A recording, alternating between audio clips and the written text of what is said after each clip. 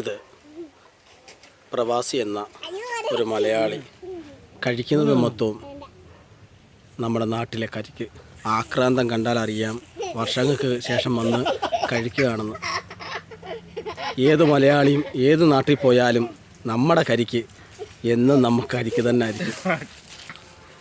അതാണ് ഈ കരിക്കിൻ്റെ സ്വാദ്. സായിപ്പന്മാർ നമ്മുടെ നാട്ടിൽ വന്ന് ഈ കരിക്ക് കുടിക്കുന്നു, അല്ലെങ്കിൽ വിദേശികൾ വന്ന് നമ്മുടെ നാട്ടിൽ കുടിക്കുന്നു. എന്നാലും നമ്മുടെ നാട്ടിൽ എന്നും കരിക്ക് കരിക്കാനാണ്. അതാണ് കരിക്ക്. ഈ സാധനം ഉണ്ടല്ലോ ഒരു സംഭവം തന്നെ. എല്ലാരും കായംകുളത്ത് നിന്നും പ്രസന്നോടൊപ്പം കലേഷും മോനും ഈ ഞാനും. ദൈവമേ കിട്ടിയാൽ മതിയായിരുന്നു. അതായത് ദിവനും അളി ഇതിൻ്റെ അകത്ത് ഒരുപാടുണ്ടോ? വെള്ളമുണ്ടല്ലേ അളിയ? ഇതിൻ്റെ അകത്തുണ്ട്, ഇതിൻ്റെ അകത്ത് കളയാം.